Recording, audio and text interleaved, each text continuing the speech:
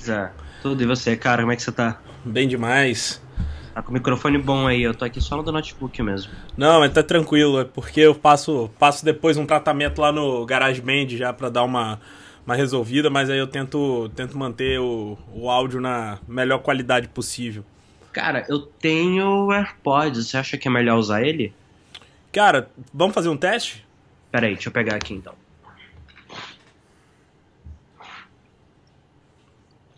Eu vou conectar e te aviso quando ele estiver conectado pra comparar, tá? Beleza.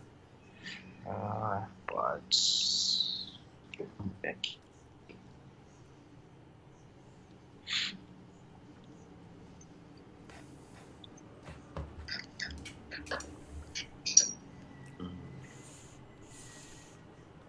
Falar algo. Ficou melhor, ficou melhor. Eu tô conectado agora, então bora com ele. Show. Vamos lá. Eu já comecei a gravar, mas depois eu corto. Vamos só fazer um alinhamento bem rápido. Eu te mandei aqueles questionários, mas basicamente qual a intenção que eu tenho com o podcast? Tentar ajudar. Só fechar a janela aqui. Tranquilo. Tentar ajudar a audiência. Eu tenho uma audiência legal que vem do blog, o pessoal lá também da página do Gary. Tô construindo mais ainda uma audiência, escalando. Então, a ideia é que a maior parte dessas pessoas, elas são profissionais de marketing ou trabalham como empresário, alguma coisa do tipo. E geralmente elas buscam algumas ideias, insights para melhorar o negócio, né? E aí eu vi que você lançou o livro, né? Você trabalha na Suno.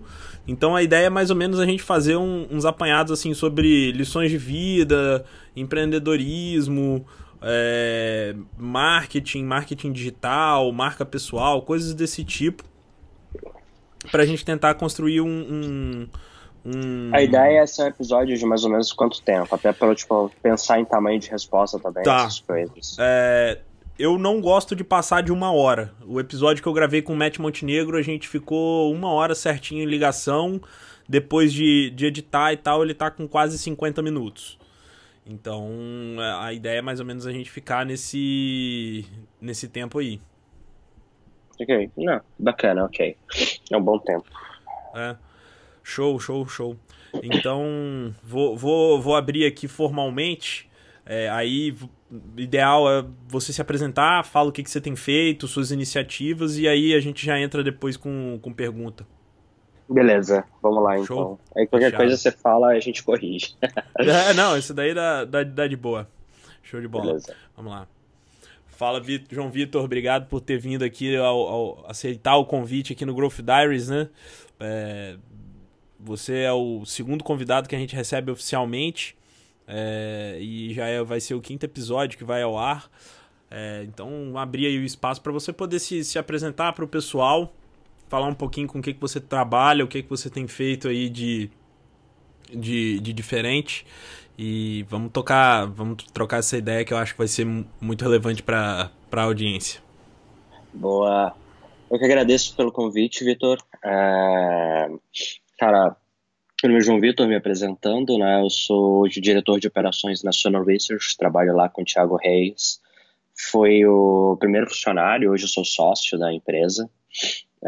Além da Suno hoje, eu dou mentorias para a WeWork Labs, que é o programa da WeWork de incentivo a startups. Dou aula como professor no MBA, do Disruptive MBA, do Luiz Candreva. E tem o Empreenda Junto, que é uma comunidade online para empreendedores, mas ele é quase que um projeto social, por assim dizer, né? Já que ele é basicamente uma rede para empreendedores se encontrarem online e trocarem experiências, um ajudar o outro, dando feedbacks para os projetos. Bacana.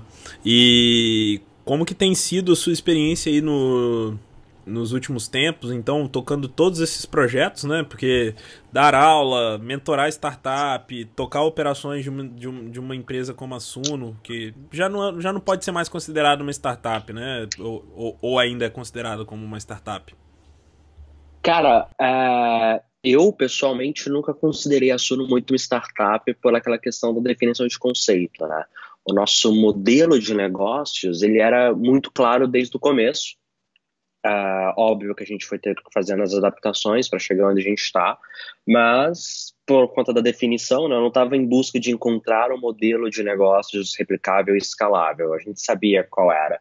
O desafio foi tracionar ali. Mas, sendo bem sincero, tem gente que fala que tem gente que fala que não. Já vi gente falando que a Amazon ainda é uma startup. Então, assim, é um conceito bem flexível, né? Sim, sim. Eu tenho um certo diferencial aí que startup, depois de um certo volume de faturamento, eu acho que ela deixa de ser startup, né? Mas eu tô contigo. No início do ano eu tive com o Thiago veio aqui em Vitória, veio dar uma palestra no Líderes da Manhã, pude conhecê-lo pessoalmente.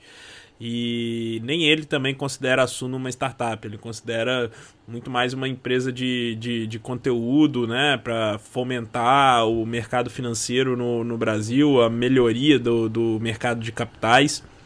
E aí eu queria entender dentro da sua realidade, João, como que foi a sua entrada na Suno como primeiro colaborador, como que é a cultura da Suno e como que você consegue colocar aí no calendário, conciliar com todas essas outras atividades, uma vez que escalar uma empresa dá trabalho, né? Imagina todas essas atividades que você acaba executando. Então, eu queria saber um pouquinho da sua abordagem para tocar todas essas iniciativas. Cara, vou voltar um pouquinho aqui no tempo para falar como que eu cheguei na Suno, né, e depois como que eu faço para tocar tanta coisa ao mesmo tempo.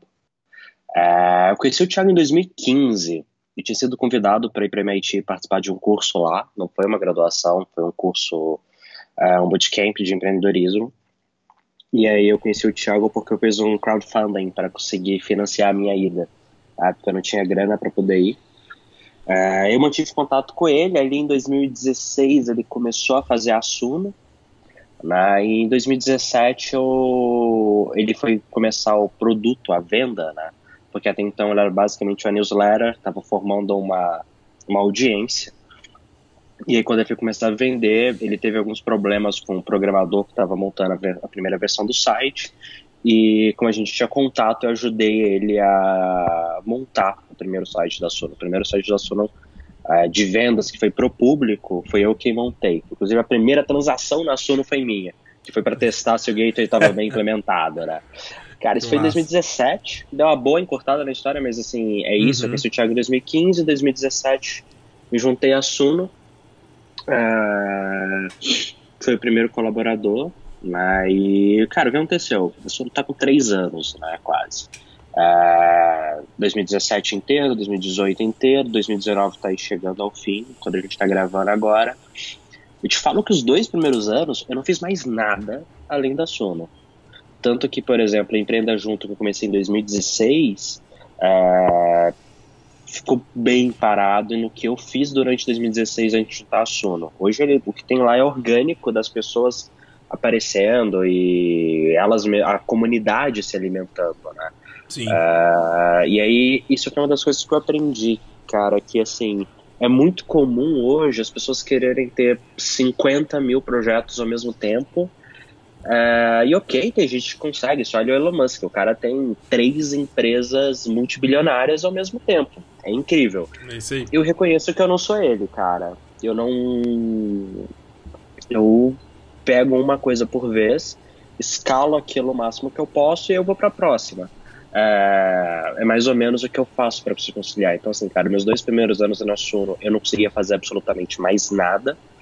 É um pouco daquilo que o Gary Vee fala, né? Sacrifica todo o resto. E, cara, eu sacrifiquei mesmo, foi uma decisão consciente. Inclusive, questão de relacionamento. Apesar de eu estar com a minha namorada aí nesse tempo, tipo assim, abri mão de muita coisa. Tanto que eu vou tirar férias pela primeira vez agora, em setembro. Literalmente a primeira vez que eu, João, vou tirar férias. E provavelmente não vão ser exatamente férias. Vão ser aqueles 15 diazinho de intervalo, né? Aqueles dias 15 dias, às vezes, que só trabalha do celular. Exatamente. Mas assim, cara. E é isso aqui, recentemente, o time foi crescendo. E o que acontece? Eu acredito que todo bom gestor, ele deve se tornar dispensável, né? Então, cara, você começa a montar time, delegar, criar processo, fazer todas as questões, e aí você ganha tempo, né? E aí, por conta de alguns problemas que eu tive pessoais, cara, sofri crise de burnout, eu meio que eu vi que eu precisava ter algumas outras coisas que não fossem só assunto, porque eu não estava fazendo bem mentalmente, sabe? Eu precisava ter alguma coisa ali. Cara, e assim, o Gary, ele joga basquete, né? Pelo que eu me lembro. Ele faz aquelas ir nas feiras de garagem, aquilo. Eu não consigo parar de trabalhar. Então foi meio que, cara, como é que eu faço alguma coisa que ainda tá no aquilo, mas é outra.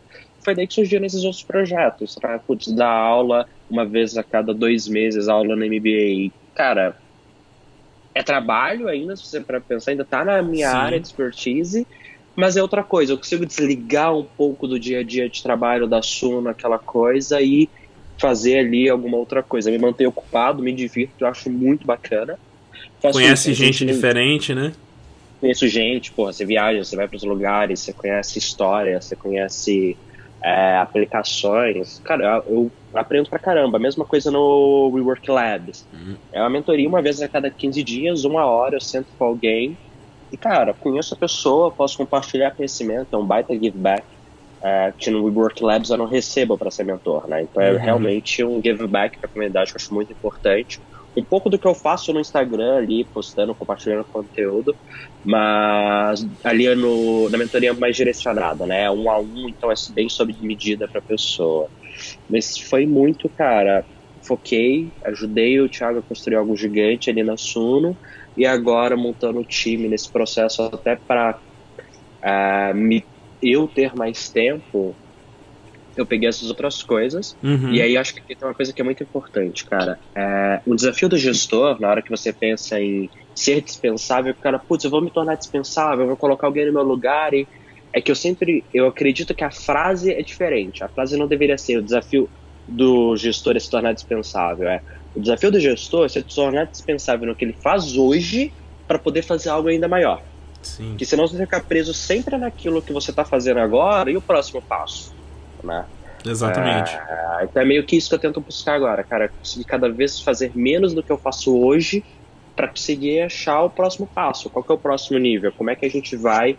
A gente triplicou do primeiro para o segundo ano, estamos triplicando do quarto, agora do terceiro, do segundo para o terceiro. Muita gente fala, agora você vai só dobrar, né? Só. Não, cara, como é que eu faço pro ano que vem multiplicar por 5 em vez de 4? Não vai ser fazendo o que eu faço hoje. Então tem que conseguir parar de fazer o que eu faço e encontrar o próximo nível. Muito bom, muito bom. Eu vi que hoje você postou uns insights do High Output Management, né, do Andy Grove, e muito do que você está falando aí eu vejo algumas semelhanças assim, do que ele coloca na filosofia dele e tal, que ele levou para Intel. Muito bom, concordo muito. Gestor tem que ser dispensável, porque a partir do momento que você fica microgerenciando, na verdade você está fazendo o trabalho dos outros, né? Você não está dando autonomia para eles fazerem o trabalho que eles deveriam fazer. E aí, né, você acaba atropelando, tirando a liberdade de quem deveria performar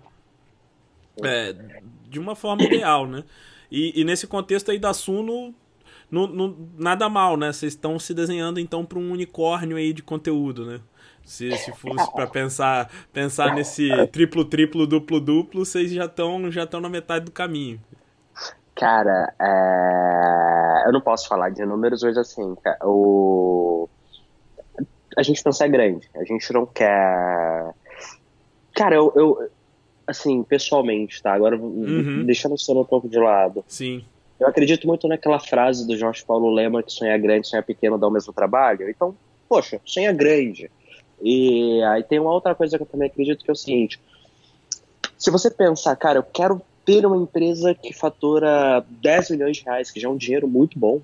Nossa, é incrível. Sim. Cara, ok, talvez o trabalho, não sei o que, você consegue chegar lá na nossa realidade hoje. Se você monta um time, se dedica, não é fácil, mas também não é algo impossível como era 50, 60 anos atrás, né? Você está no meio digital, você vê um monte de gente que faz lançamento que em uma semana fatura isso. Exatamente. Então, assim, é possível. Só que aí, cara, se você pensa, seu sonho é ter empresa de 10 milhões, talvez você chegue lá, talvez até passe. Se você pensa que seu sonho é ter empresa de 10 bilhões, mesmo que você não chegue, cara, você vai cair num lugar muito bom. Num Com lugar certeza. melhor que esses 10 milhões. E isso é claro se você colocar o trabalho necessário para ter empresa de 10 bi. Né? Também não adianta ficar só sonhando. Eu quero ter empresa de 10 bilhões, mas você trabalha para chegar na empresa de 100 mil reais. Então, assim, e na Suno a gente é muito bem alinhado nisso, né? De querer ser grande, sabe? Isso tá no nosso DNA desde o começo, sempre pensando em, cara, é para ser o maior do mercado, não tem outra opção. Né? E isso ajuda, e isso requer que você construa, né, essa questão de levar as pessoas a todo o time compartilhar dessa visão. Eu brinco que tem gente, de modo geral, que tá nos lugares, tá no trabalho, tem que pagar boleto. E, cara, todo mundo tem conta para pagar. Né? Minha conta de luz, de energia, meu aluguel não vai parar de chegar magicamente. Mas a gente busca ter pessoas que estão lá hoje com a gente, que compartilham do sonho. É isso aí. Tô tocando, peraí. Vai lá. Alô? Tô sim, peraí, vou buscar. Cara, o que eu falei chegou... Segura aí, não, tá tranquilo. A gente faz um corte, vai lá. Peraí, já volto. Valeu.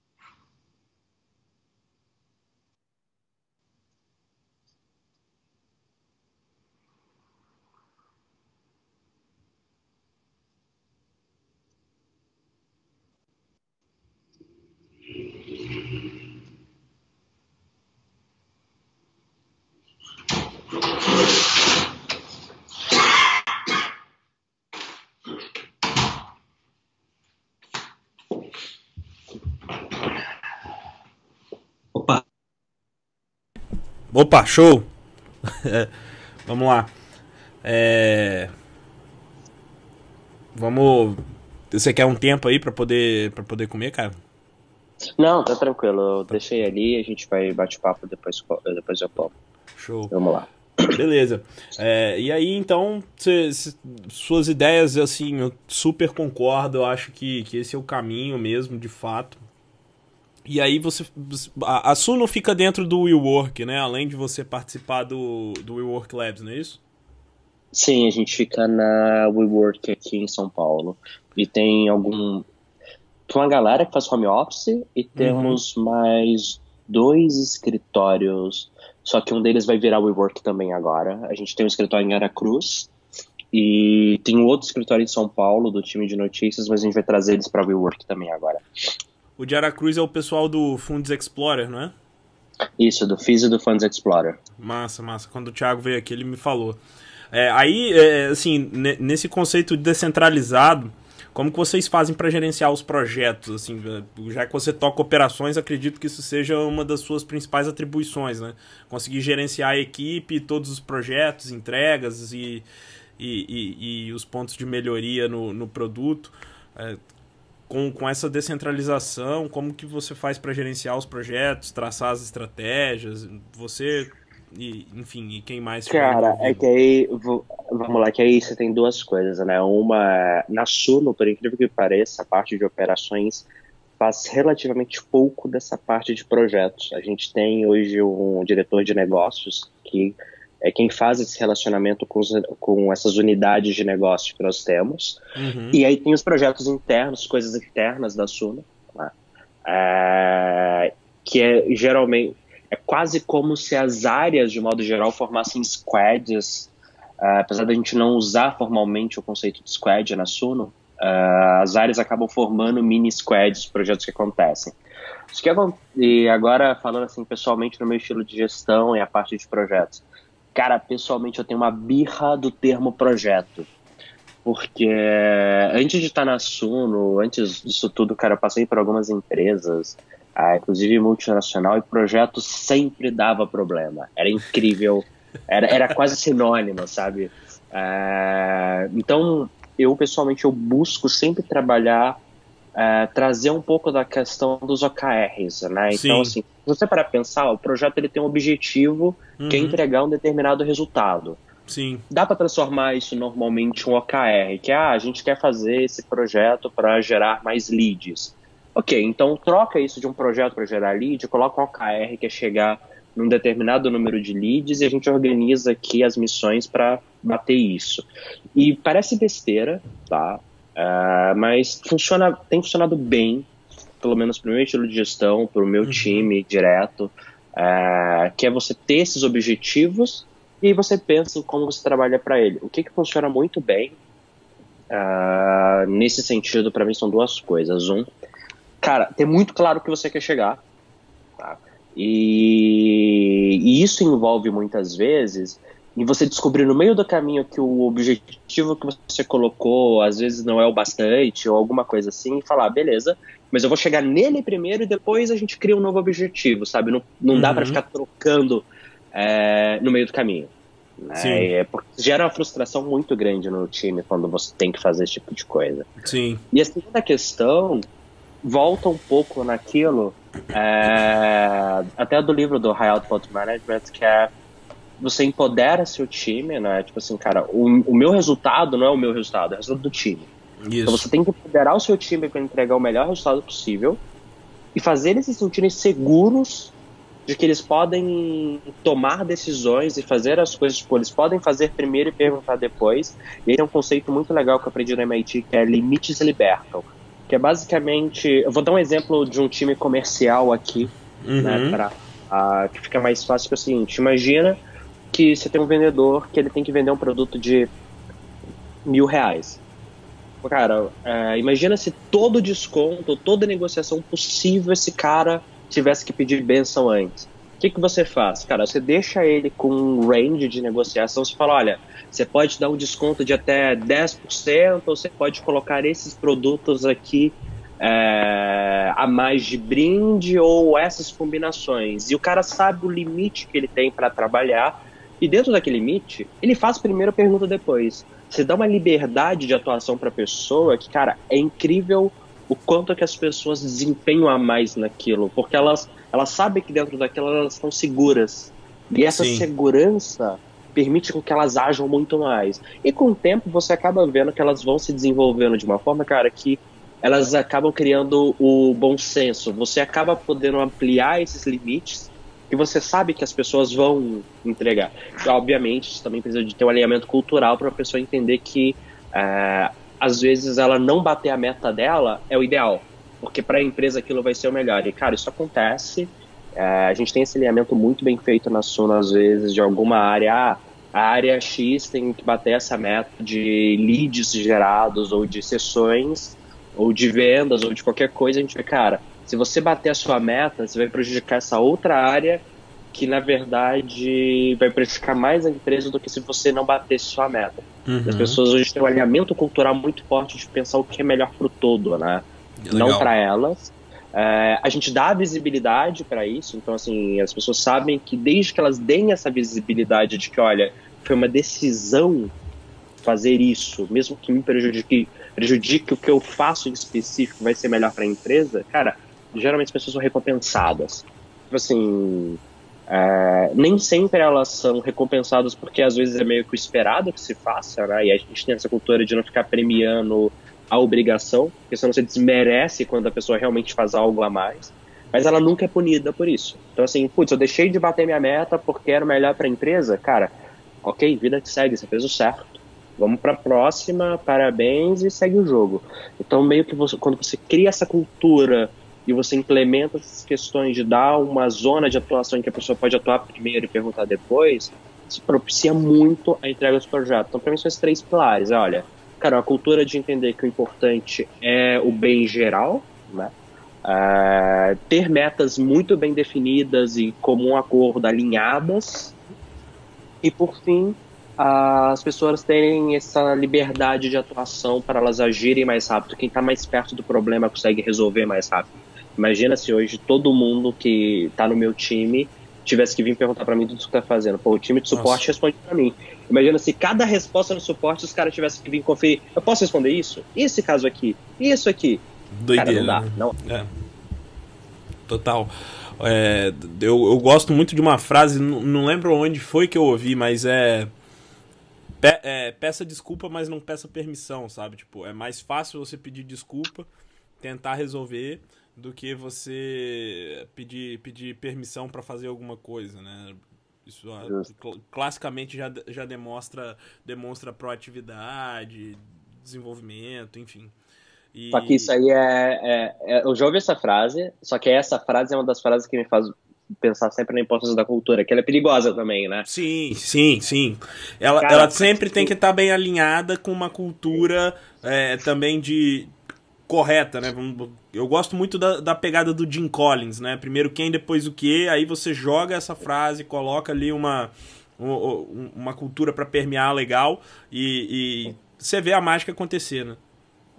O Buffett, ele tem, acho que, eu não sei se é o Buffett ou o Munger ou algum outro investidor que fala, né? Quando você vai analisar uma pessoa, ela precisa de 3 qualidades. Ela tem que ser íntegra, ela tem que ser inteligente e ela tem que ser motivada. E se ela não tiver a primeira, as outras 2 vão acabar matando ela ou você. Então, assim, cara, é muito importante essa parte de, putz, pede desculpa, mas não pede permissão. É o que a gente tenta entregar, mas sempre que for colocar esse negócio, lembrar a cultura tem que estar alinhada, porque senão a pessoa vai pedir desculpa por ter feito algo muito ruim. Não, perfeito, é isso aí, com certeza. Eu gosto dessa frase já contando que a pessoa tem um alinhamento de valores, né? Entendendo que ela tem um alinhamento de valores muito bom, eu já penso dessa forma. Cara, quando você entrou na Suno, você ficou responsável diretamente pela escala? Eu sempre me perguntei isso pelo fato de que, beleza, 2016, né? 2017. 2016 era o Thiago meio que sozinho. Ajudei ele pontualmente em algumas coisas, mas eu entrei pro time mesmo em 2017. Cara, quando eu entrei pro time, era literalmente o Thiago e eu. Literalmente. Não tinha mais ninguém. Então era assim, produto, relatório, análise, essa parte de aparecer também, né, front face. Produto e mídia, do ponto de vista quem aparecia e conversava com as pessoas publicamente era o Thiago, o resto era eu, literalmente. Então, assim, cara, de TI, marketing, suporte, growth, tudo era. Hoje, o meu foco é a escala, hoje o meu foco é growth. Né? Então, dentro da Suno, a gente foi especializando as áreas, montando um time. Mas no começo, cara, meu foco era mais simples, se você para pensar. Meu foco era faz isto rodar. Para não falar um palavrão. É isso aí. Para não falar um palavrão, era faz funcionar. Thiago entregava o produto e fazia o resto. E como é que foi construir o tráfego, né? Porque, assim, até então, acredito que o Thiago não tinha a audiência que tem hoje, provavelmente muito menos. O site não devia ter uma tonelada de tráfego como tem hoje. E aí você vender um relatório, né, um produto digital 2016, o Brasil ainda não estava tão maduro com essa coisa de lançamento, produto digital, enfim. Quais foram os Cara, desafios que você teve nessa fase para chegar até hoje, assim, num growth real, né? E como que você aborda a experimentação? eu te digo, eu te digo que o Brasil ainda não está maduro, na real. E isso é uma coisa que eu falo que, assim, a gente meio que vive numa bolha, né? A gente vê o Érico Rocha crescendo pra caramba e tudo, aí acha que todo mundo já sabe, não sei o quê, cara. Eu falo com um amigo meu do interior, ou então que não é ligado ao marketing digital, e pergunto, cara, você conhece o Érico Rocha? Quem? Você conhece não sei quem? Tipo assim, pessoas que você acha que todo mundo já tá cansado de ver, Que são e você superstars, né? E você descobre que, assim, ninguém, entre aspas, ninguém conhece, sabe? Uhum. E isso é muito bom, na minha visão. Quer dizer que a gente tem espaço pra caramba pra crescer ainda. Teve uma vez, acho que, cara, o ano passado ou retrasado, eu não lembro, que eu fiz um post que gerou uma treta, que foi o seguinte: eu tava no metrô e tinha uma propaganda do Google. Uhum. Eu postei, eu tirei uma foto daquele e postei. O Google é a maior empresa de mídia do mundo. Quem você acha que entende mais sobre quais mídias funcionam ou não? O Google que está fazendo propaganda no metrô ou o seu guru de marketing digital? Gerou uma treta gigantesca isso na época que eu postei. E, cara, assim, a mídia física, a própria TV, rádio, é impressionante a força que isso ainda tem e Sim. é disparado. É incrível. E pra mim vai ficar cada vez mais barato anunciar, porque a gente tá na fase de migração, ainda não tá no de equilíbrio, né? Aquela teoria da mola. Eu acho que Uhum. agora cada vez mais barato, vai continuar com a força. Pô, você pega Uber de manhã, o cara tá ouvindo rádio, É isso né? aí. Então, muita força ainda. Mas voltando agora, né, pra questão da Suno. Cara, no começo, o Thiago, ele tem um bom relacionamento no meio dos investimentos. Então ele Uhum. tinha uma coluna na Infomoney, Uhum. e ele é amigo do Luiz Barsi, né, que é o maior investidor pessoa física da Bolsa. Ele fazia as cartas do Barsi. Então ele juntou ali com essa parceria entre Infomoney, Barsi e ele, 10 mil leads. Foi 10 mil e alguma coisa, sabe? Tipo, acho que não Aham. chegava lá. E foi o bastante para lançar. E a gente lançou, né, lá no começo de 2017, depois que eu montei o site, a primeira versão. E o começo veio disso, cara. Era um público extremamente segmentado, muito bem qualificado. E o primeiro mês foi incrível. A Sono sempre foi lucrativa. Só que o que aconteceu? Os 2 meses seguintes foram meses de queda. O que aconteceu? Tem uma teoria que a gente fala que é a teoria da represa. Você tinha uma demanda represada por aquilo, e depois a demanda represada foi acabando, e aí você tinha que aprender a vender, né? Sim. Eu brinco hoje, assim, meu Instagram tem 9 mil seguidores, se eu não me engano. Cara, se eu quisesse hoje lançasse um produto de, sei lá, 5 mil reais de consultoria, com certeza que eu venderia uns 10, vai. Só que, cara, eu não conseguiria vender 10 todos os meses assim, sem fazer nada. Eu teria que aprender Sim. a vender. Foi meio que o que Uhum. aconteceu lá no começo.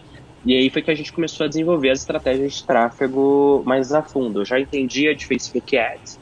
Uhum. Comecei a aprender de Google, tive excelentes mentores, pessoas que me ajudaram. Fui atrás. Eu dou um pouco de sorte, ou muita sorte, não sei. Eu sou muito bom de aprender com livro e curso. Eu conheço muita Uhum. gente que não consegue, só consegue aprender na prática. Cara, livro, assim, eu não posso usar sites de livro porque é legal, porque é fofinho, ou leio 50 livros por ano pra falar que eu li 50 livros. Cara, eu pego um livro, eu estudo aquele negócio e eu consigo aprender. E eu sei que tem gente que não, e beleza, cada um tem sua forma de aprender, né? Então, assim, isso me ajudou muito a avançar. Comprei livro que nem um... Eu uso essa expressão, eu comprei livro que nem um idiota. Fui comprando, comprando, comprando, lendo e aplicando.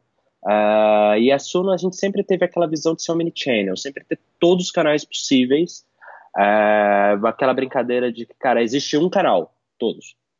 Basicamente isso. Então a gente sempre tentou trazer isso. Obviamente a gente trabalha o melhor possível cada canal. Alguns canais se destacam, né? É...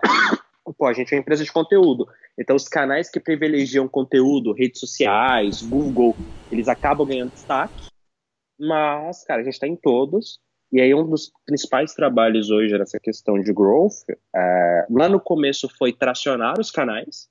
Hoje é integrar os canais. Como é que tem um livro muito bom que é o Traction, que a questão é a seguinte: você tem alguns canais que são os principais e você tem que entender como que os demais canais ajudam estes principais canais. Então hoje meio que muito do meu trabalho é isso: como que eu conecto os canais, eu entendo quais são os principais canais para cada objetivo e como que eu uso os outros para potencializar eles. Porque eu não vou parar de fazer os outros canais, porque se eu parar, meu concorrente vai lá. Então eu tenho que estar lá. Só que não necessariamente eu preciso dar o mesmo carinho e atenção para aquele canal secundário que eu dou para os primários. Eu uso ele para potencializar, né? Então é muito essa pegada no sentido de tráfego hoje. Cara, no começo foi esse orgânico de referência, aí começou a entrar bastante mídia paga e hoje é um mix gigantesco. A gente tem mais de 50 canais atuando na Suno hoje. Pra você ter ideia de grandes canais, não estou falando de pequenos, grandes grupos de canais. Aí você entra nesse grupo e quebra, e vai para mais de 50. Fantástico, fantástico. O Traction realmente é um baita livro, gosto bastante do conceito. E realmente, quando você vai falando aí do caso da Suno, eu fiquei imaginando, né? Porque assim, só de canal de conteúdo em vídeo que eu sei, em vídeo e em áudio, vocês têm aí os Instagrams, né, geral, eu não sei, mas provavelmente acho que o seu Instagram deve estar no meio da estratégia de aquisição da Suno. Não, da Suno não tá não. O meu Instagram, ele é meu, eu faço ali por hobby mesmo. Entendi, não, maneiro.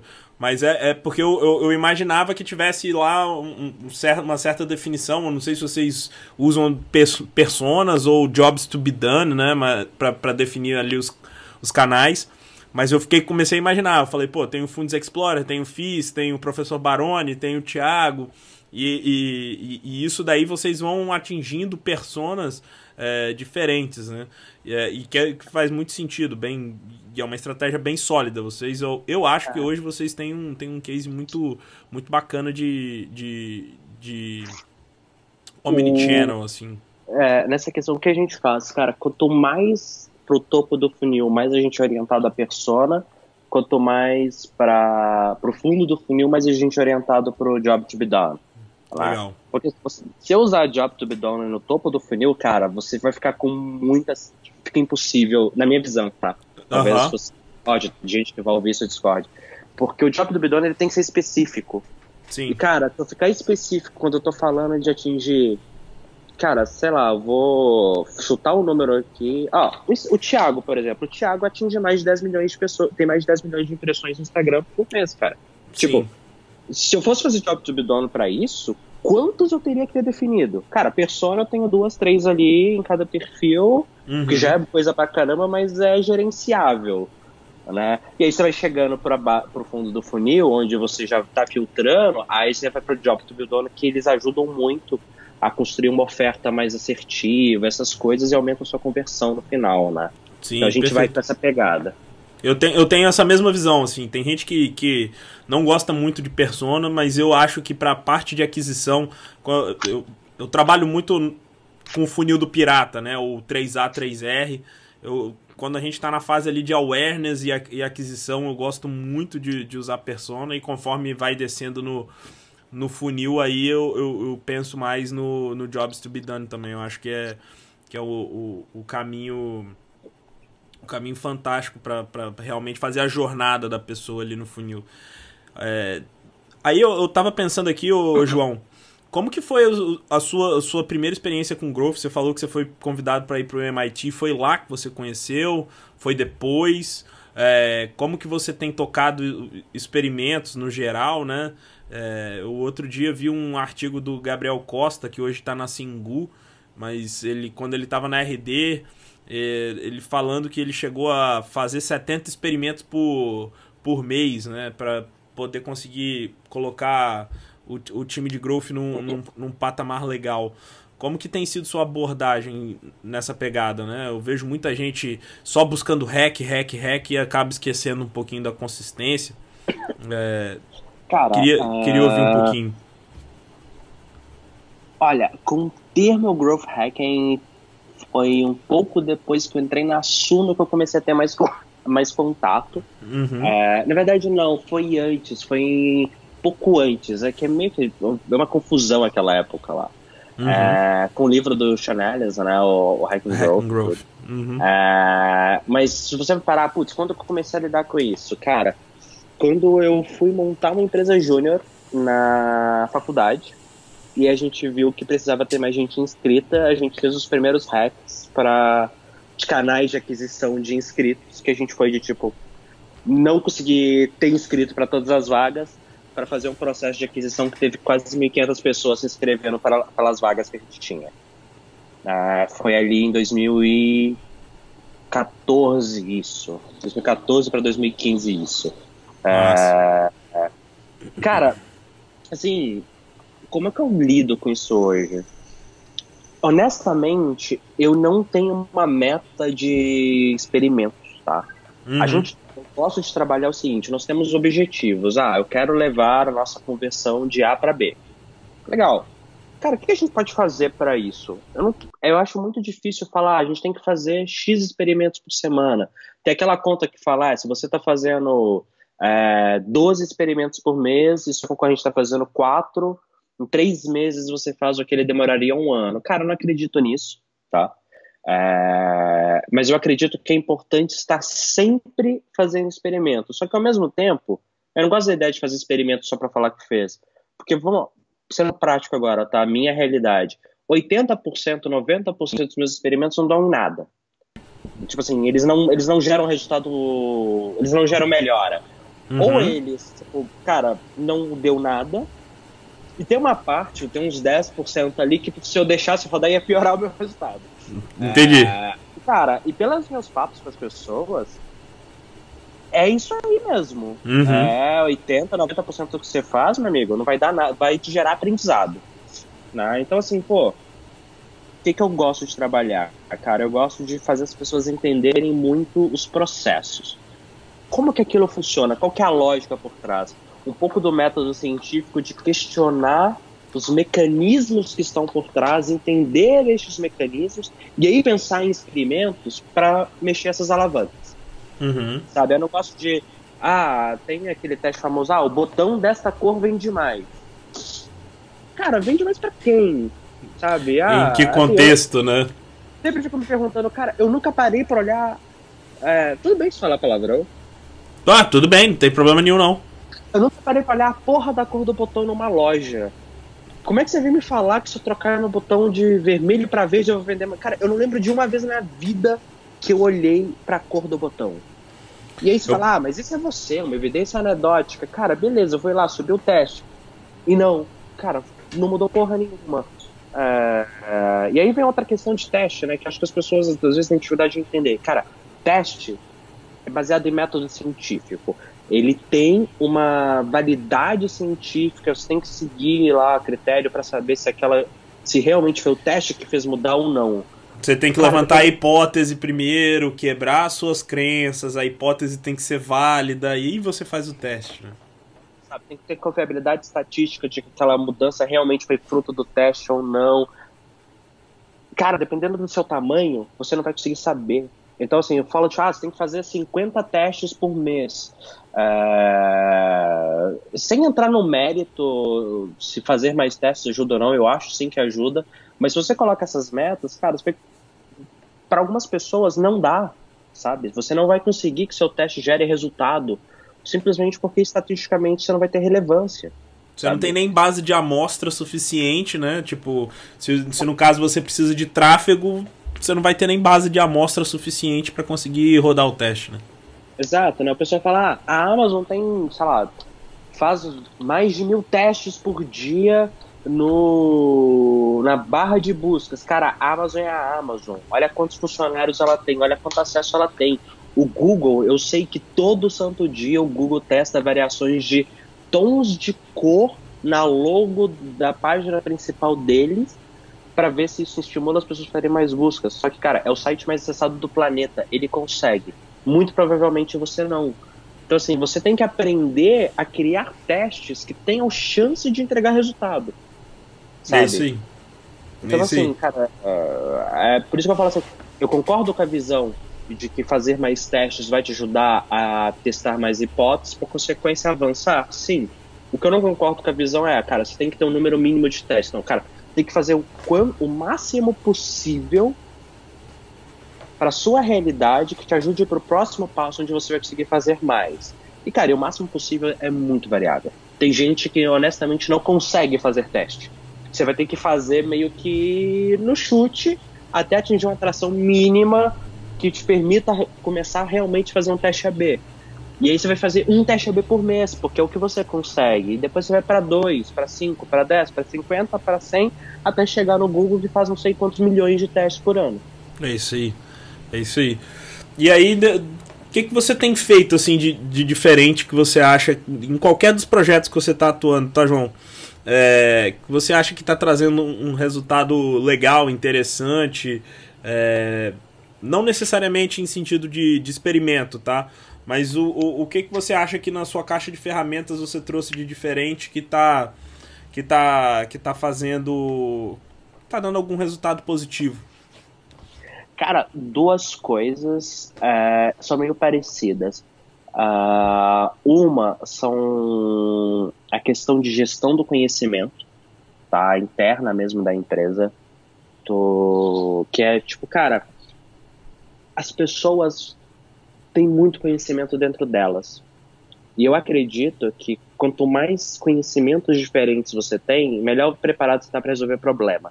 Então, cara, eu leio de tudo, aprendo de tudo, obviamente que, assim, tem aquele meu 80-20, 80% do meu tempo eu tô lendo de negócios e marketing, mas eu tenho aqueles 20%, cara, que eu tô lendo de filosofia, eu tô lendo de design, eu tô lendo de arte, eu tô lendo todo o resto, isso me gera insights.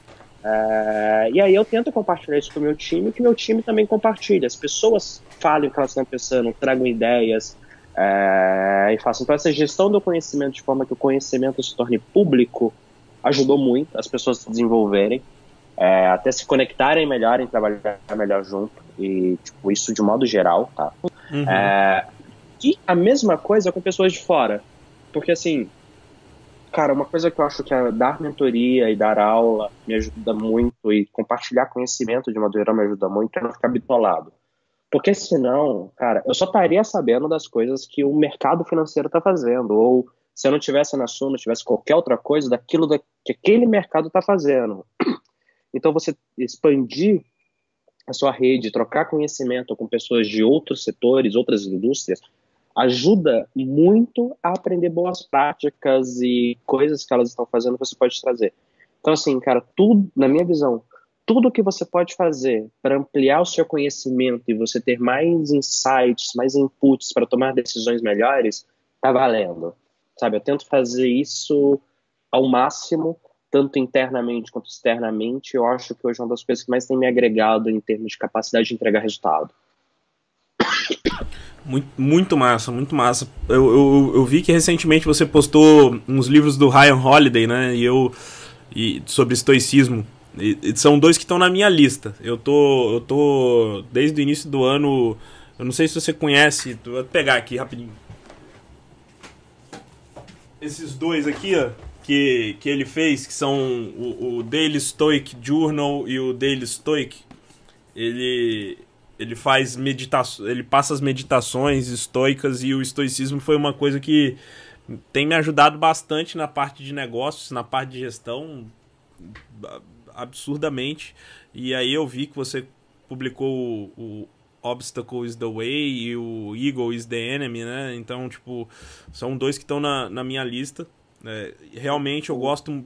Eu tô na mesma pegada que você. Meu 80-20 ali é leitura sobre gestão, marketing, economia, né? Liberalismo, que é uma coisa que eu estudo bastante. E aí agora caindo bastante pra filosofia também. Uma das coisas que você falou, e eu tenho essa parte de estudar do gestão do conhecimento? Como é que você está fazendo para passar isso para o time da gestão do conhecimento? Cara, tem algumas coisas. A gente tem reuniões regulares, tá? Então, uma vez a cada 15 dias tem uma reunião que a gente vai para compartilhar como é que estão andando as coisas e falar o que aprendeu, coisas assim. Uhum. E eu implementei para o meu time direto, e agora isso vai virar uma questão na Suno como um todo, cara, feedback contínuo. Então você está sempre dando e recebendo feedback das coisas que estão indo, e sempre que algo é relevante, você leva isso para todo mundo. Você leva isso para o seu time como um todo. Então, meu time está na sala, cara, às vezes, tipo, levanto, peço todo mundo para parar 5 minutinhos ali para mostrar alguma coisa, e as pessoas fazem o mesmo. Chegam, João, cheguei, deixa eu te mostrar. Então, e é mó legal quando eu vejo eles fazendo entre eles, sabe? O time fazendo entre o time, não necessariamente me envolvendo. Tipo, um chama o outro, vem cá, eu achei isso aqui que é muito legal. Aí você vê o time um vendo o resultado do outro e vê, putz, aconteceu alguma coisa, você precisa de ajuda, teve um bug que rolou, que viu resultados piores do que a realidade, chegou todo preocupado, nossa, mas o que está acontecendo? Vamos sentar, vamos conversar, como é que a gente pode fazer? Tipo, em tese nem era o papel da pessoa, sabe? Então quando você cria esse senso de comunidade, de estar sempre dando feedback, sempre se ajudando, sempre trocando conhecimento, pô, isso tem. Para os experimentos de growth, por outro lado, é uma tabelinha, é uma planilhinha mesmo do Google, cada experimento listado com as anotações que a gente aprendeu. Mas, de modo geral, é isso, sabe? Está sempre comunicando, sempre enviando, as pessoas enviam links, a gente salva. Tem um grupo do WhatsApp e uma pasta do Evernote, com tudo que é link que a gente vai mandando e comenta o que tem ali. Então vai fazendo isso, sabe? Massa. Nessa parte de gestão do conhecimento lá na Tegros, onde eu trabalho, a gente criou uma wiki, né? Que aí, tipo, tem todas as informações úteis, a gente compartilha lições aprendidas por lá também, então tem sido uma coisa bem legal. E eu, particularmente, agora resolvi, não satisfeito com a quantidade de coisas que eu faço, né? Além de ser Community Manager do Gary Vee, eu estou como diretor de formação no Instituto Líderes do Amanhã, que é onde o Thiago veio no início do ano. E também sou especialista em marketing da Tegros, né, que é uma desenvolvedora de negócios aqui. Então, muito do que você faz aí, que você falou da sua rotina, eu acabo trabalhando com isso também diretamente. Só que com diversos parceiros, né? São alguns projetos que a gente abarca aqui e ajuda a desenvolver o negócio na parte comercial de marketing e tal. E aí, recentemente, tem mais ou menos umas 3 semanas, eu me desafiei a aprender Python. Falei, não, vou aprender... Ah, eu vi! E você começou a compartilhar os stories. Botei isso como accountability, sacou? Tipo, porra, não tem como. Aí eu tô tentando estudar pelo menos 1 hora todo dia. Hoje foi um dia que eu não consegui ainda. Mas aí a ideia é que eu comece a fazer uns crawlers, né? E uns scrappers pra conseguir... Nem sempre a gente consegue todos os dados que a gente precisa de primeira. Então eu quero ter mais uma aprofundada. E eu acho que isso também ajuda a manter a gente mais, como você falou, né? Dar aula, aprender coisas novas ajuda a gente a dar uma refrescada, manter o timing, não ficar sempre preso na realidade que a gente vive e tal. Sim, cara. Eu aprendi um pouco de Python antes com a Udacity para fazer machine learning. É pesado, mas é bem legal. É uma das poucas coisas de programação que eu acho que hoje eu sou daquela visão, eu já tenho aquela visão, é um pouco enviesada, porque eu sei programar um básico, tá? De que você deveria contratar um programador ao invés de aprender a programar, provavelmente. Mas Python eu acho que não vale a pena para todo mundo. Eu concordo muito com isso, assim, eu não quero ser programador, entendeu? Eu quero ser um profissional de marketing que sabe demandar um profissional de tecnologia da forma correta. 2, que pelo menos o mínimo que às vezes eu preciso fazer, eu não quero fazer machine learning, não quero trabalhar com data science e tal. Eu quero, às vezes eu preciso fazer um scrapper, um crawler, não é um negócio muito complicado. Eu quero ter a habilidade de fazer isso, conseguir ler um código. Hoje, por exemplo, eu estava pesquisando junto com um programador lá na Tegros, que tô pensando em como que eu vou fazer a transcrição desses episódios de podcast. eu não vou ficar digitando palavra por palavra. Aí eu fui no Google Cloud, vi lá que tem a API do Speech to Text, juntei com o programador, ele foi me ajudando, a gente foi botando ali terminal, JSON, coisa e tal. Vou evoluir mais um pouquinho e tô pensando em montar um produto que inicialmente eu vou rodar no meu podcast, mas ser um produto de transcrição de áudio para texto. E usando o Google e tal, e são coisas que, assim, usa Python, então, tipo, coisas idiotas dá pra gente fazer. Eu me inscrevi no curso gratuito da Udacity de Python hoje, mas eu tô fazendo um da Udemy de web scraping e a maior parte no YouTube. São as 3 coisas que ultimamente tem me ajudado muito a aprender, bizarramente. Muito bom. Nossa, cara, é incrível. Essa questão de YouTube, Udemy, Udacity, tipo, acesso à informação hoje, e, cara, e é isso agora. Eu tenho uma amiga minha, que eu adoro ela, que é a Marília, que a gente tem umas discussões às vezes sobre política, de que não dá pra achar que todo mundo tem acesso, mas uma coisa que eu posso falar, se você tá ouvindo esse podcast, não tem absolutamente nada que você não consiga aprender. Tem gente que não tem acesso às mesmas condições, beleza, mas, cara, se você consegue parar o seu dia para ouvir um podcast, você tem, sabe? Exato. Não tem desculpa, cara. YouTube tem tanto conhecimento gratuito no mundo, cara, que é impressionante. Apesar, eu sou a favor de pagar por conhecimento em partes, porque ajuda às vezes a cortar caminhos, e, tipo, porque, cara, tem muito conhecimento, mas também tem muito conhecimento errado. E em parte também para recompensar quem tá. Teve um... Quem tá dedicando o tempo dele ali para construir o negócio. Teve um caso muito engraçado na Suno, cara, que teve um cliente nosso que eu conheci ele num evento, né, que ele contou a história dele, que falou, então, eu tenho a minha empresa, e aí chegou num ponto que ele tava dando um nível de dinheiro que eu não conseguia mais reaplicar. Eu falei, então eu vou investir na bolsa, porque eu não tô conseguindo mais reaplicar isso na minha própria empresa, né. E eu fui estudar e caí em vocês, e eu comecei a consumir tanto conteúdo gratuito, que chegou uma hora que eu falei, cara, nem sei se o conteúdo pago é bom, eu vou comprar como agradecimento. O cara falou isso pra mim. Que massa! Cara, vocês me ajudaram tanto que eu nem me importo se o conteúdo pago é bom ou não. E aí depois ele viu que era bom e comprou todos os nossos produtos. Foda. Mas... E deve ser assinante Suno Black hoje, né? Cara, ele é. Ele é, porque ele tinha todos, e aí quem tinha todos os produtos virou Black como um reconhecimento também pelo que a pessoa fez pela gente. Muito maneiro. Pela confiança da pessoa. Sim. Mas, cara, acredito nisso, tipo, acesso ao conhecimento é algo incrível.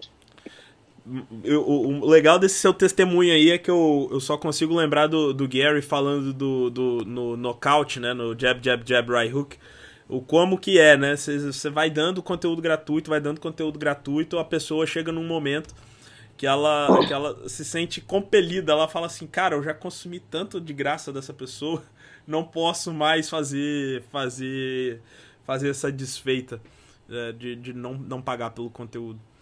Mas, João, a gente tá chegando aqui já nas últimas perguntas, na última etapa, vamos colocar assim, do podcast. Cara, me fala mais ou menos como que é a sua rotina, assim, um dia, uma semana de trabalho, e quais são os seus maiores desafios diários, não necessariamente ligado a Suno ou qualquer negócio, mas seus desafios, assim, por exemplo, eu tenho um desafio diário que é filosoficamente ligado ao meu propósito, que é ser 1% melhor a cada dia, né? Eu preciso aprender alguma coisa nova, seja errando ou seja aprendendo de fato alguma coisa nova todo dia. E aí eu queria saber, assim, descreve mais ou menos como é que funciona e o que você considera que é um desafio diário. Cara, eu vou falar do desafio diário que ele é mais fácil. Pra mim são 2, tá? Pelo menos atualmente. O primeiro é não pegar problemas que não são meus pra mim. Tipo, eu vejo alguma coisa, isso é muito no trabalho, né? Tipo, algo que por algum motivo qualquer eu entenda que tá errado. E às vezes, cara, não tem nada a ver com a minha área, às vezes não vai ser nem algo tão grande, que é o segundo ponto. Eu não consigo simplesmente deixar passar, eu tenho que tomar um esforço consciente de este problema não é meu, uma oportunidade de outra pessoa se desenvolver, ou às vezes nem vai ser um problema, só acho que vai ser, né? Porque isso também é um pouco da questão do ego, e às vezes você acha que você tá certo e você não tá, cara. Então, assim, um dos desafios é esse. E outro desafio é, cara, todo problema para mim é grande. Eu não consigo ver um problema com algo pequeno. E isso é muito desgastante. Porque para mim, cara, a campanha que saiu com o botão errado no Facebook é tão sério quanto o planejamento de uma ação gigante que não foi entregue. E assim, uma coisa que eu sei que eu já evolui nesse sentido é eu consigo não transparecer tanto isso para as pessoas, sabe? Na hora de dar o feedback, ser proporcional, mas internamente para mim isso é um peso gigante, sabe? Então são os dois desafios que eu estou enfrentando porque isso gera uma carga de estresse desnecessário que eu poderia estar usando de uma melhor forma. Cara, sobre a minha rotina, acordo, cara, assim que eu acordo. Você é do Clube das 5 também? Ou não? Cara, às vezes sim, às vezes não, mas no geral eu acordo bem cedo. Eu também. 5 horas eu ainda não consegui, não. Fico nas 6 horas cara, mesmo. Então, é que meio que aquilo, né? Chega um limite de horas que você consegue ficar acordado. Então, você tem um número mínimo de horas de sono. Então, pra eu chegar no Clube das 5, eu tenho que dormir mais cedo. E aí depende muito do dia. Mas, de modo geral, eu durmo pouco, tá? Esse é o ponto. Eu durmo 5, 6 horas, eu acho. Às vezes menos. Final de semana, às vezes mais, mas às vezes menos também. Mas, assim, média, 5, 6 horas. Então, depende da hora que eu vou dormir. Né? Eu, cara, já começo meu dia pilhado em trabalho. Então, eu olho o que tem de pendências para matar de manhã. De manhã eu costumo deixar não ter reuniões. Eu não gosto de fazer reunião de manhã, não sei que seja muito necessário. Às vezes eu marco um café ou algo assim, mas geralmente compromissos que são aquele mix de social profissional, sabe? Sim. Um parceiro, um cliente, um mentor. Eu não gosto de ter uma reunião formal de manhã. É bem legal, assim, você aproveitar o café da manhã, aí você encontra algum parceiro institucional, um cliente, alguma coisa assim, ou na hora do almoço, também gosto disso. Ou se não tem, cara, eu deixo minha manhã para sentar e olhar as oportunidades. Eu gosto muito de olhar a oportunidade de manhã, sabe? Ter uma agenda mais aberta, o que está disponível para ser feito. Vou almoçar, eu almoço. Cara, e almoço, tem um livro que fala, né? Nunca almoço sozinho. Eu gosto de almoçar sozinho quando eu posso. Porque é um dos raros momentos que eu consigo ficar sozinho. Cara, é bom, eu gosto de ter um tempo pra ter uma reunião comigo mesmo, sabe? Tem uma brincadeira, tem uma piada que fala, de vez em quando eu gosto de ter uma opinião inteligente do outro lado. Mas assim, brincadeiras à parte, eu gosto de ficar sozinho às vezes, mas geralmente eu vou almoçar com algum colega de trabalho para discutir ou algum projeto, algum plano, algum problema. Então eu acabo aproveitando para isso. À tarde, costumo ter muita reunião. Cara, é assim, qualquer dia que eu pego minha agenda à tarde tem reunião. Todos os dias, sem exceção. E uma parte do meu tempo hoje é apagando incêndio. No sentido de que, cara, meu dia hoje, com o meu time direto, eu tenho um papel hoje quase... Eu diria que ele é 80% estratégico, 15% tático, 5% operacional. Eu acho que é um balanço bom para um gestor no meu momento de vida da Suno. Eu acho que tá um balanço legal. E que são as reuniões, sabe? Esses encontros, os feedbacks com o time. Só que aí sempre tem aquela janela de tempo que eu tô alguma coisa pontual ali, um apagar incêndio. E, cara, quando eu não tô fazendo isso, eu tô aprendendo. Cara, eu tô sempre com meu tablet ou um livro, alguma coisa, e, deu tempo, tipo, sei lá, eu tive uma reunião das 2 às 3, e minha próxima reunião vai ser às 4, de 3 às 4 não tenho nada, cara, eu pego o livro e vou ler. Massa. Eu faço isso. Eu sei que isso é um luxo, que muitas pessoas não têm, então, cara, eu aproveito o que eu posso e faço. Que é muito útil, cara, é muito bom, sabe? Você precisa sentar à tarde, pegar um café e ler, e consumir conteúdo e fazer as coisas. Fico até tarde no trabalho, normalmente, cara. Geralmente você sai que horas do escritório? Cara, esse último mês, em preparação às férias, eu tenho tentado sair umas 7, 8, mas normalmente 9, 10, não é raro ficar até quase 11 horas. Sim.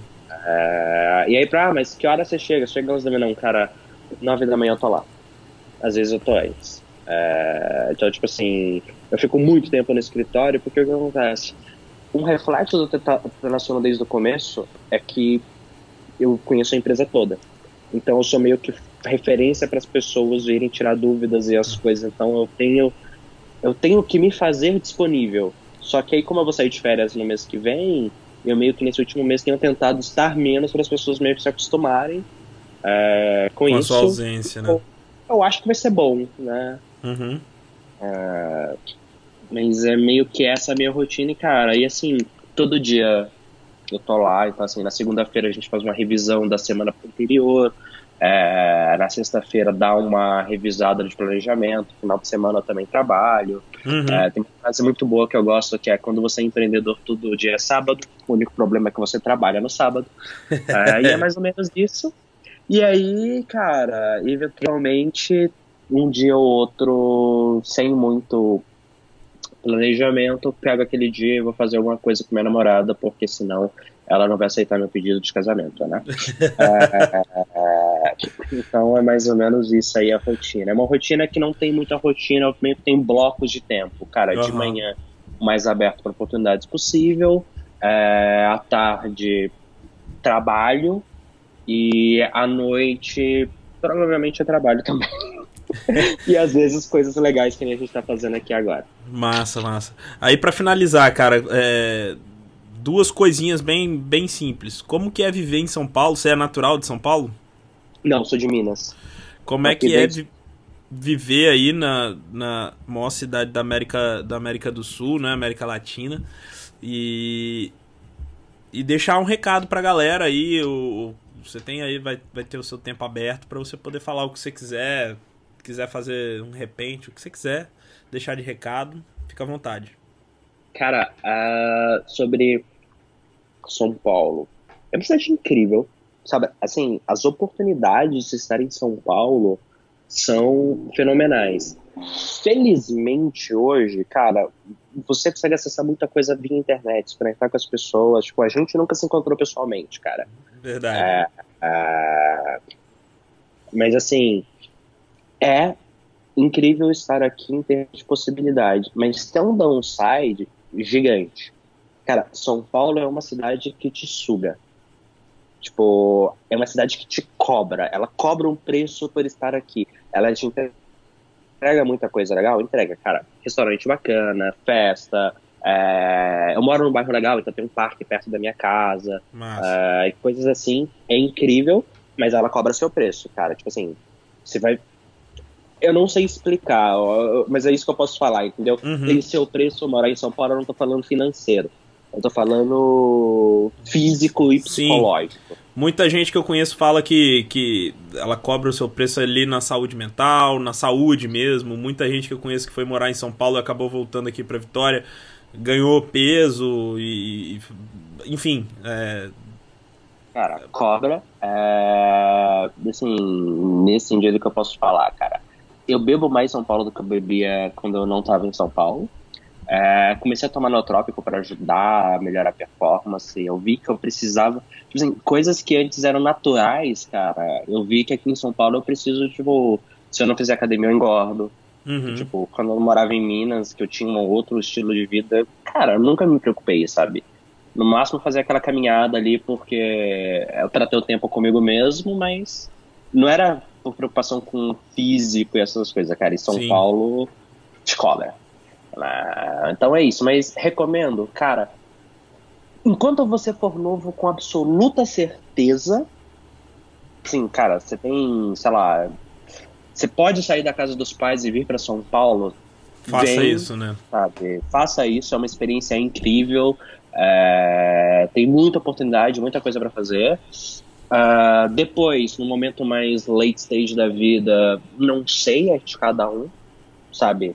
Eu acho que assim, cara, no pior cenário, vai no Worldpackers, pega um mês num hostel trocando trabalho por estadia. Vai ser uma experiência incrível pra sua vida. Depois, aí você toma essa decisão, mas conheça. Eu acho que vale muito a pena. Mas é isso, tem um preço. Massa, massa. E o que você deixa aí de recado final para a audiência do Growth Diaries? Lição de vida, enfim, o que você quer deixar aí para o pessoal se inspirar? Cara, eu vou falar 4 coisas. A primeira e foi uma coisa que eu demorei para aprender, seus pais se preocupam com você. Tipo, na nossa geração é muito comum pensar nossos pais em outra cabeça, eles não me entendem, eles não sei o quê. Cara, talvez eles tenham outra cabeça, provavelmente eles não te entendem, assim como você não entende eles, mas pode ter certeza de uma coisa, na média, eles querem seu bem. Então, assim, tudo aquilo é porque eles se preocupam com você. Uhum. Né? E, cara, eu te falo, quando você, tipo, for se virar sozinho, vai ter horas que você vai querer, tudo que você vai querer era poder sentar, chorar e chamar seu pai, sua mãe, era tipo chegar em casa e saber que tem uma comida quentinha, pronta, roupa tá lavada. Você vai sentir falta disso, pode ter certeza. Então, assim, entenda isso, sabe? Eles querem seu bem. Não significa que você deveria ouvir tudo que eles falam, né? Mas, assim, entender que eles querem seu bem vai ajudar muito no relacionamento, que é algo que eu acho que é importante. Segunda coisa, para a maioria das pessoas, largar a faculdade vai dar errado. Eu larguei a minha, tá? Só para deixar claro, mas eu vejo muita gente falando, não deveria ir pra faculdade, não sei o quê. Eu acho isso irresponsável. Isso tá vindo de um cara que largou, e assim, de certa forma, com um bom nível de sucesso em ter largado a faculdade. Sim. E eu falo, cara, provavelmente é burrice, então pensa muito bem antes de fazer. A pessoa usa de exemplo aqui lá, o Zuckerberg largou a faculdade, ele largou Harvard. Se você entrar em Harvard, você já é muito bom, né? Entra primeiro, cara. Então, assim, pensar muito bem antes de fazer isso. A terceira coisa é trabalhe pra alguém. Mas, assim, seus pais não contam. Vai trabalhar pra alguém, vai ter um chefe. Cara, eu tive. É uma experiência que te muda. Você aprende muita coisa quando você tem um chefe. Sim. Sabe? Pega um ano da sua vida e vai trabalhar para alguém. Você vai aprender muita coisa que vai te ajudar. Você fala, não quero empreender, eu quero empreender, eu não quero ter chefe. Beleza, mas antes de empreender, vai ter um chefe, vai ver como o negócio funciona, vai ver como aquilo realmente é. Cara, minha carteira de trabalho tem uma assinatura e, se depender de mim, vai ser a última. O Álvaro Chocair, do Além da Facul, fala exatamente a mesma coisa. Ele tem uma assinatura e é a última. A minha coisa é o mesmo, mas assim, trabalhar para alguém ajuda muito, muito mesmo. E por fim, cara, eu vou roubar uma coisa do que o Gary Vee fala, que tu é novo. Eu tenho 25 anos. Eu sou novo. Cara, na minha visão, enquanto você tiver uns 50, com a medicina atual, uns 60 anos, cara, você ainda é novo. Por quê? Porque se você dedicar 3 a 5 anos para construir algo, que é mais ou menos o tempo que um business leva para ficar relevante, para ficar bom, né? Dá para construir em menos tempo, mas assim, sendo realista, na minha experiência, se você realmente dedica para aquilo, em 3 a 5 anos você consegue construir algo bacana, você ainda vai estar novo bastante para aproveitar a sua vida. Então, e ter isso em mente é muito bom, porque te ajuda a fazer 2 coisas. Cara, te ajuda a não se contentar por pouco, porque você sabe que você consegue fazer ainda as coisas. E te ajuda a não ficar se martirizando quando você erra, porque, mano, você vai errar, sabe? Assim, o erro é certo, né? Cara, o erro é certo, né? E se você entende que, cara, tudo bem, você ainda consegue corrigir e seguir a sua vida, ajuda muito você se lembrar, tu ainda é novo. E isso o Gary Vee fala, né? Todo mundo fala pra mim. Eu lembro que eu vi uma entrevista dele com o T-Pain, eu acho. Ele falou, qual é a sua idade? 33. A fucking kid.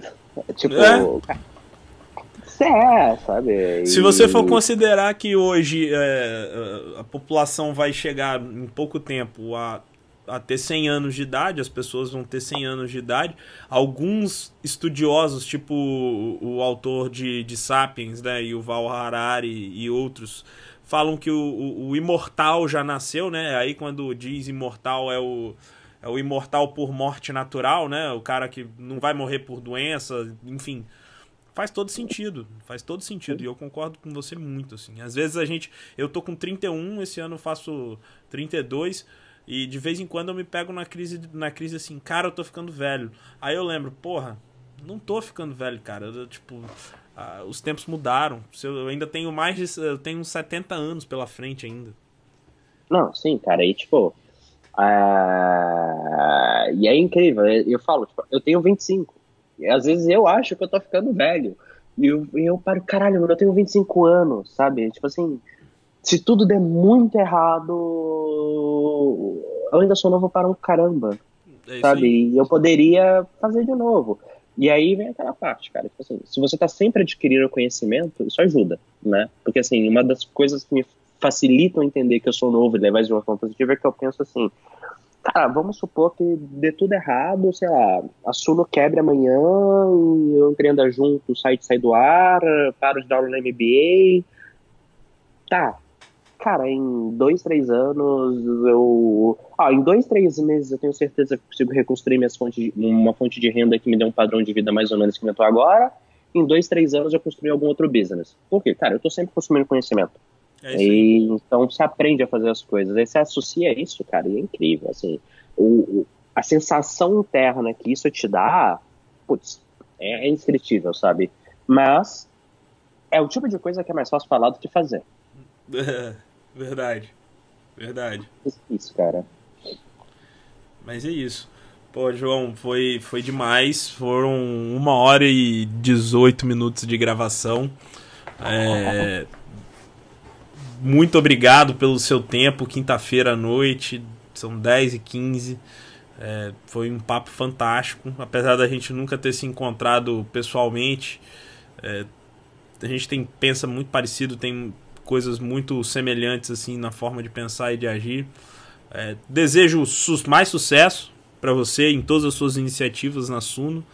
E esse mês agora de setembro eu vou estar em São Paulo, se der, passar no WeWork, a gente tomar um café, bater mais um papo. Vamos sim, cara. Muito obrigado mesmo pelo convite. Eu espero que quem estiver ouvindo aí curta também, né, o conteúdo que a gente fez. E parabéns pela iniciativa, cara. É muito bacana isso. Massa. Valeu. Show, valeu, João. Grande abraço, cara. Eu também. Tchau.